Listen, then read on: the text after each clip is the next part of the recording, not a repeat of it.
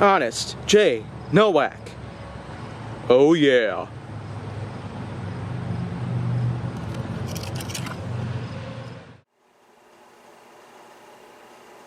A pleasure to meet all at last, and welcome back to Honest J. Nowak, Marque of the Line. And for this episode of Marque of the Line, I will go on and just simply talk a little bit about another automobile marque out there in the industry. But let's get into something that's a bit more familiar. So let's go on ahead and try out Porsche.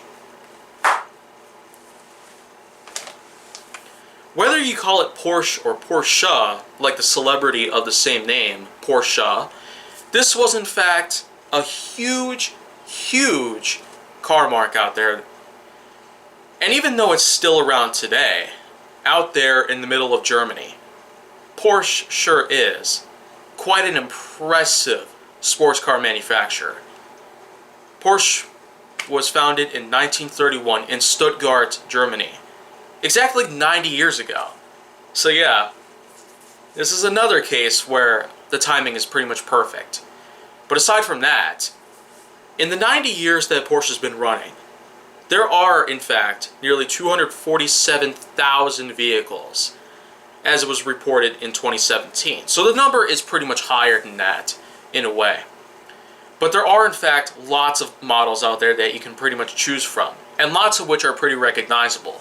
The Cayman, the Cayenne, the 911, the Carrera GT, and plenty of others out there.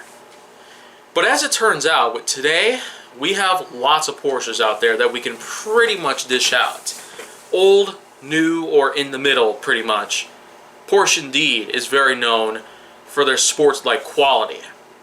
Kind of making cars out there that have that nice sort of two-door feel to it, and naturally having either 2 or 4 seats with 2 doors, making it a coupe with a 4-seater on the inside. It's common for most sports cars manufacturers to have a coupe option with 4 seats if you so chose to. And that is of course prevalent in most models out there. But in terms of some, 4 doors happens to be an option that some people might take. The Cayenne, Panamera, and even the brand new electric facelifted Panamera known as the Taycan. Of course, Porsche is still well known for being featured in a lot of movies, a lot of video games, regardless of how old or new the models might be.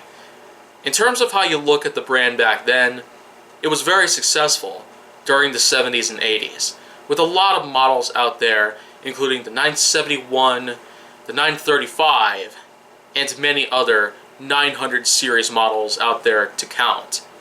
But to date, what we got with today's society, Porsches are somewhat on the average level based on rarity. So you can find a lot of them rolling on the streets. Maybe not as often as a Honda, Ford, Chevrolet, or a Subaru, but you can find a lot of them, way more often than you think.